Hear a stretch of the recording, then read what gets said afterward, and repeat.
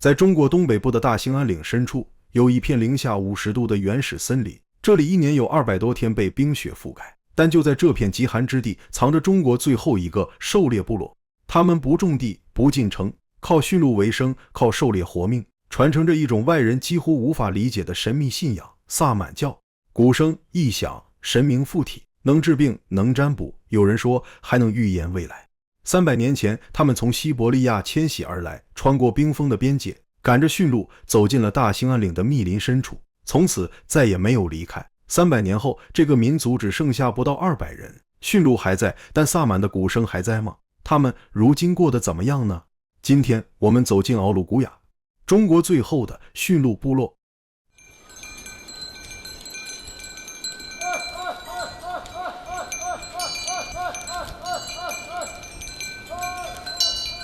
从呼伦贝尔一路向北，穿过茫茫雪原，你会到达一个叫根河的地方。这个名字很多人没听过，但它有一个称号——中国冷极。2009年，这里测出了零下58度的低温，比漠河还冷。你想象一下，零下58度是什么概念呢？出门10分钟，睫毛结冰，泼出去一杯热水，在空中就变成了冰雾。可就在这片极寒之地，藏着一个神秘的部落——奥鲁古雅。在鄂温克语里，奥鲁古雅的意思是杨树林茂盛的地方。驯鹿不吃草，不吃粮食，只吃一种东西——苔藓。而大兴安岭的原始森林里，满地都是苔藓，干净的、肥厚的、带着露水的苔藓。驯鹿走到哪，鄂温克人就跟着搬到哪。驯鹿去吃苔藓，鄂温克人就去打猎、挤鹿奶、缝鹿皮。一年到头迁徙10几次，没有固定的家，但也没有人想过要离开，因为这片森林就是他们的家。鄂温克这个族名本身就是答案，在鄂温克语里，它的意思是住在大山林中的人。300年来，他们不种地，不进城，靠山活着，靠驯鹿活着，靠手里的猎枪活着。先说狩猎，鄂温克人的狩猎有一条铁打的规矩，从不赶尽杀绝。老辈人传下来的说法是，打5个，放走3个，因为你把山里的东西都打光了，你自己也活不下去。再说驯鹿，驯鹿在中国只有一个地方有，就是这里。鄂温克人是中国唯一饲养驯鹿的民族，一头驯鹿身上没有一样是多余的。鹿肉是冬天的口粮，鹿皮缝衣服、缝帐篷，鹿茸卖给药材商，是猎民最主要的现金收入。没有鹿的地方，驯鹿就是鹿，这不是节俭，是300年的生存法则。在这片森林里，任何东西都来之不易。再说他们住的地方，鄂温克人住的地方叫搓罗子，几根松木枝成圆锥形，夏天盖桦树皮，冬天盖鹿皮和毡布，顶上留一个洞，透光走烟，外面下大雪，里面飘小雪。等到这附近的苔藓吃完了，驯鹿就会离开，鄂温克人也只能跟着搬走。他们拆掉搓罗子，卷起鹿皮，把全部的家当驮上鹿背，前往下一片森林，那里就是他们新的家。就这样，一代又一代，300年来从未改变。在这个民族中，有一位老人，一辈子都没有离开过森林。她叫玛丽亚索，是鄂温克族最后一位女酋长，也是额尔古纳河右岸里那个老人的原型。2003年，政府动员所有人下山定居，只有他一个人拒绝签字。他说：“驯鹿在山上，我就在山上。”2022年，他在森林中离世，享年101岁。森林里的老人一个接一个离开了，但还有人留在山上。卜东霞是国家级非遗传承人，也是如今为数不多还在山上养驯鹿的人。他给每一头驯鹿都起了名字：公主、恐龙、马甲达。有人问他：“你舍得卖吗？”他说：“舍不得。”再问：“那样不动了怎么办？”他说：“那我就把他们放归山林，他们本来就是森林的，他们的故事我们后面再慢慢讲。现在让我们走进这片森林的更深处，那里有一种外人几乎无法理解的神秘力量——萨满。鼓声一响，神明就来了。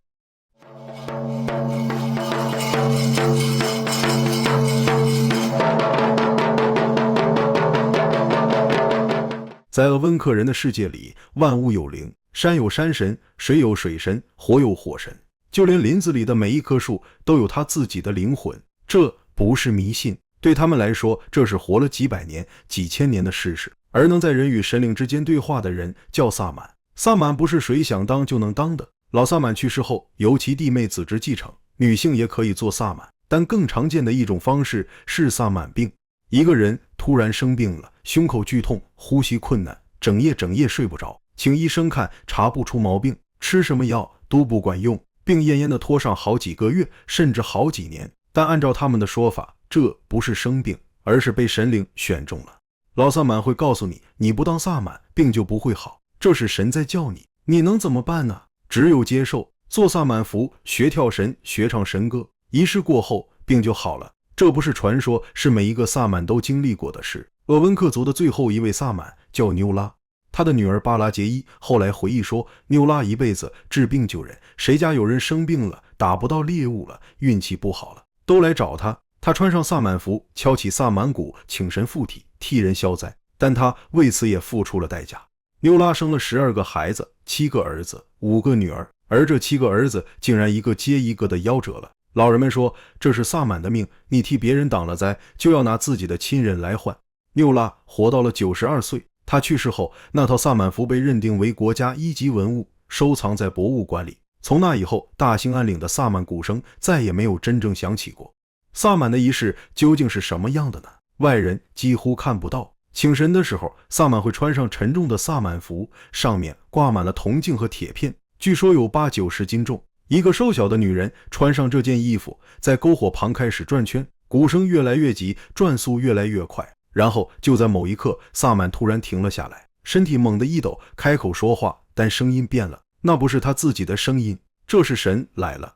附体之后，萨满会用神灵的声音说出凡人看不到的事，谁家丢了什么东西，被什么人拿走了，谁家的病人能不能好，该怎么治，今年打猎往哪个方向走，能打到什么。问完了就是送神，萨满再次旋转，鼓声渐缓，神走了，萨满瘫倒在地，醒来后什么都不记得。外人根本不得进入真正的萨满仪式，拍照不可能，闪光灯那更是触怒神明的大不敬。如今你在奥鲁古雅的旅游点能看到萨满舞表演，穿着萨满服的人敲鼓、转圈、唱神歌，但那只是表演。真正的萨满仪式已经随着最后一位萨满的离去，消失在了大兴安岭的密林深处。不过，关于萨满的故事还没有结束。2008年，有人找到了纽拉的女儿巴拉杰伊，希望她把萨满传承下去。巴拉杰伊犹豫了很久，最终同意试一试，但她后来说，那是她这辈子最后悔的决定。巴拉杰伊是纽拉的女儿，也是最后一位会制作萨满服的人。她从小看着母亲穿上那件沉重的神衣，在篝火旁旋转，请神治病。她知道萨满意味着什么，不是什么荣耀，而是代价。她的7个哥哥都死在了母亲之前。2008年，有人找到他，希望他把萨满文化传承下去。萨满服可以重新做，仪式可以重新办，神明可以重新请。但巴拉杰伊心里清楚，神已经被送走50多年了。1953年，在破除封建迷信的号召下，鄂伦春和鄂温克的萨满们聚集在呼玛河畔，用3天3夜的时间，把所有神灵都送走了，神衣、神鼓、神偶全部埋进了深山。50年一代人的时间，神灵还会回来吗？巴拉杰伊没有拒绝，他去博物馆找萨满服做参考，结果发现展出的神衣全是错的，铜镜的数量不对，神偶的眼睛画反了，山神的眼睛应该是朝上的，博物馆里却是朝下的，像在哭。他什么都没说，自己去买了布料，亲手缝制了一套新的萨满服。仪式定在了呼玛河畔，就是当年送神的地方。那天傍晚，篝火点燃了，巴拉杰伊穿上萨满服，拿起萨满鼓，走进了帐篷。他一敲鼓就开始旋转，80-90斤重的萨满服压在他70多岁的身体上。他转了一圈又一圈，然后摔倒，爬起来，再转，再摔倒。旁边站着工作人员、记者、摄影师，围了里3层外3层，闪光灯噼里啪啦的响。有人嫌热，掀开帐篷的帘子透气。巴拉杰伊的女儿在一边急喊：“别拍了，神会生气的。”但根本没人在听。仪式持续了好几个小时。最后，巴拉杰伊走出帐篷，神色凝重。神来了，但神生气了。神灵问他：“你们为什么叫我呢？这么多年了，你们都忘了我，现在又想起我了。”萨满的继承人不是他女儿，神没有选中任何人。最后，巴拉杰伊的女儿说：“3年之内还要再请一次，到时候不能有外人在场，不能拍照，不能录像。”但3年还没有到，巴拉杰伊的女儿就出车祸去世了。消息传回来的时候，巴拉杰伊正在山上，他没有哭，也没有说话。过了很久，他跟身边的人说了一句：“我后悔了，这是神对我的惩罚。”从那以后，巴拉杰伊再也没有举办过任何萨满仪式。有人请他去表演，他全部拒绝。2019年，巴拉杰伊病重，临终前，他交代了一件事：不要土葬，要封葬，把遗体放在桦树皮做的棺材里，架在2棵树之间，让灵魂随风飘回山林。这是鄂温克人最古老的葬俗，已经失传了几十年。但巴拉杰伊在临终前把封葬的每一个细节都说得清清楚楚，怎么砍树，怎么搭架子，棺材的朝向是哪边。他说这是神灵告诉他的。2019年冬天，巴拉杰伊去世，按照他的遗愿，人们在大兴安岭深处为他举行了封葬。他不是萨满，他是最后一位会制作萨满符的人。从那以后，萨满的鼓声在大兴安岭彻底的沉寂了。玛丽亚索生于1921年，没有人知道确切的日期，因为森林里的鄂温克人不用日历，月亮的光晕会告诉他们最冷的时候到了，树叶变黄的时候，驯鹿要发情了，这就是他们的时间。他出生在激流河边的搓罗子里，从小跟着父亲打猎，父亲是齐前部落的酋长，枪法极准，每次打到猎物，孩子们就去背肉。玛丽亚所说他是吃肉长大的。出嫁的时候，父亲给了她6头驯鹿做嫁妆，丈夫拉吉米是鄂温克族有名的猎手。两人成家后，玛丽亚索依然当家，这在当时的鄂温克族几乎不可能，但她做到了。婚后的玛丽亚索是丈夫打猎时最好的帮手，她枪法精准，能一枪打下天上的飞鸟，无论丈夫打中的猎物有多远，她都能带着驯鹿把它运回家。40多岁的时候，是她驯鹿最多的时候，眼睛能看到的范围里都是鹿。丈夫去世后，她扛起了整个家族。她最清楚驯鹿的习性，知道他们什么时候在什么地方。猎民们按她的吩咐去找鹿，一找一个准。她渐渐被族人推举成了女酋长。2003年，生态移民政策来了，政府拿出纸让所有人按手印，全乡231名鄂温克人都按了，只有玛丽亚索没有。她指着远处的森林说：“山林是我的家，是驯鹿的家。我们离开家去哪儿呢？”动员她下山的人来了好几次。他不急也不恼，平静地说：“你们先试点，如果成功了，我肯定下山。我家300多头驯鹿，不能这么盲目的搬。”后来的事实证明他是对的。搬到山下不到1个月，驯鹿就开始大面积死亡。很多下了山的人又带着驯鹿回到了森林。别人问他为什么不下山，他只说了一句：“我生在林子里，长在林子里，走出去就意味着和亲人分离。”他平生什么肉都吃，就是不吃驯鹿肉。90多岁的时候，他仍然独自在山上陪着驯鹿。每年5、6月份是驯鹿产羔的季节，也是他最开心的时候。刚生下来的小驯鹿人不可以碰，因为母鹿闻到人的味道就不认小鹿了，所以他就远远地看着，脸上露出旁人很少见到的笑容。有一年冬天，他下山住了几天，暖气烧得很热，屋里没有风，没有雪，也没有星星。他说：“我不愿意睡在看不到星星的屋子里。”2010年，为了参加一部舞台剧的演出，90岁的玛丽亚索平生第一次坐上了飞机。她办了人生第1张身份证，被搀扶上台时，全场掌声雷动。她站在聚光灯下，唱了一首鄂温克民歌，没有人听得懂歌词，但所有人都听懂了那歌声里的苍凉。2022年8月，玛丽亚索的身体已经很差了，子女们想让她在山下养病，可她执意要上山，想回去看看她的驯鹿。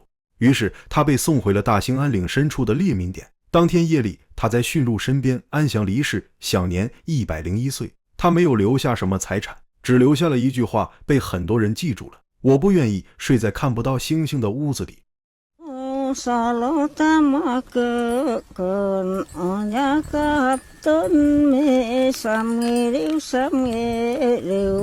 大兴安岭的冬天，凌晨5点，天还没亮，布东峡已经起来了。帐篷外零下40度，呼出的气瞬间结成白雾。他裹紧鹿皮袄，踩着没过膝盖的雪往鹿圈走去。他的手里提着一桶豆饼，边走边喊。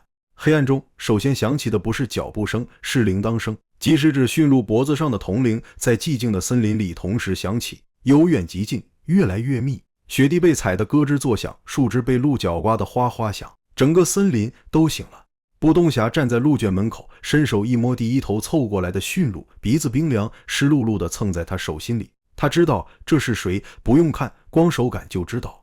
他还给每一头驯鹿起了名字。公主小时候最漂亮，毛色发亮，走路昂着头。马贾达是鄂温克语胖的意思，那家伙从小就贪吃。恐龙是黑色的，小时候长得丑，叫着叫着就顺口了。他给每一头驯鹿起的名字都是鄂温克语，不是故意的，是脱口而出。因为他父母给驯鹿起名字，他父母的父母也给驯鹿起名字。几百年了，敖鲁古雅的驯鹿都有自己的名字，没有一头叫那头鹿。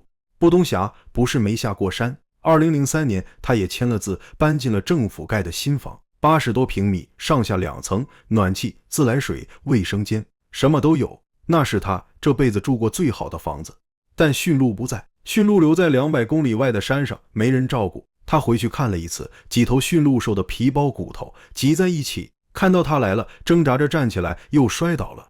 没几天，他就搬回了山上。他不是想好了才搬的，而是待不住。山下那个家再好，也不是她的家。丈夫一开始不同意，山上太苦了，冬天气温在零下40-50度，到了夏天，蚊虫又能把人咬死。孩子要上学，老人要看病，但布东霞执意要上山，丈夫就没再说什么，跟着她上了山，一待就是10几年。后来有人问她为什么不把驯鹿也带下山养呢？她说不行，驯鹿只吃大兴安岭的苔藓，别的地方没有。零下30-40度，它活蹦乱跳，气温一到0上，它就开始喘。这种动物天生就是属于这片森林的。布东霞的猎民点是大兴安岭深处一个不起眼的山谷，几顶搓罗子，一辆宿营车，一个用松木搭的鹿圈。最近的镇子都远在100公里外。夏天的时候，天蓝的不像话，溪水哗哗的流，驯鹿在树林里慢悠悠的走。他坐在搓罗子门口，听鹿铃声响，觉得什么都有了。冬天最难熬，雪大道门都推不开，水管全部冻裂，得化雪喝水。零下40度，他照样每天凌晨5点起来喂鹿。鼎盛时期，他家有将近90头驯鹿，如今只剩下了40多头。不是他养不好，是全国的驯鹿都在减少。狼和熊的袭击，偷猎者的套子，近亲繁殖导致的种群退化，驯鹿总数从3000多头降到了现在的1400头左右。每年春天小鹿出生的时候，是他最高兴的日子。有一年，一头母鹿难产，他从凌晨守到天亮，最后伸手把小鹿拽了出来，满手的血，小鹿在地上哆嗦了几下，站起来，踉踉跄跄的去找妈妈。那之后，那头母鹿每次看到他都会走过来，把鼻子凑到他手边蹭一蹭。他说的家人就是这个意思。有人问他，如果有一天养不动了怎么办？他想了想，说那我就把他们放归山林，他们本来就是森林的。说完他笑了，笑完又补了一句，但他们会回来的，他们认得我。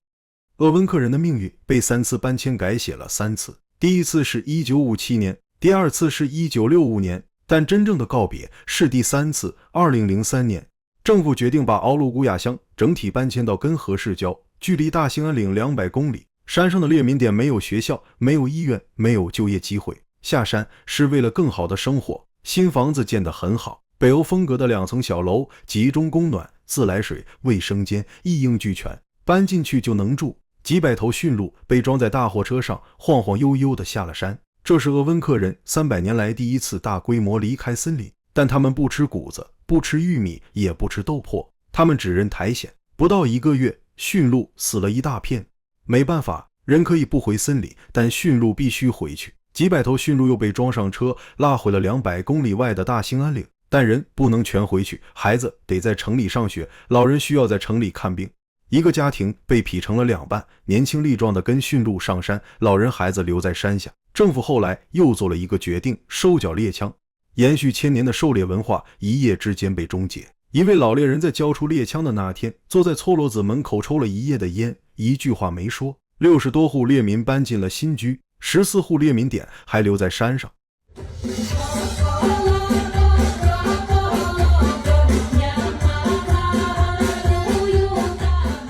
如今的敖鲁古雅和20年前已经完全不一样了。如果你去根河市郊的敖鲁古雅史鹿部落景区，会看到这样的场景。先是一场迎宾歌舞，穿着民族服装的演员们排成2排，跳着编排好的舞蹈，1天7场循环上演，萨满舞、熊舞、鹿舞轮番登场，鼓声是从音响里放出来的。然后你走进驯鹿院，几十头驯鹿被拴在木桩上，脖子上挂着铜铃，身边围着穿冲锋衣的游客，大人小孩举着苔藓往驯鹿嘴边送，咔嚓咔嚓拍照。鹿不是用来骑的了，是用来合影的。你还可以去搓罗子里围炉煮茶，铁壶在炭火上咕嘟咕嘟冒着热气，游客们围坐一圈，拍短视频发朋友圈。搓罗子也不是用来住的了，是用来拍照的。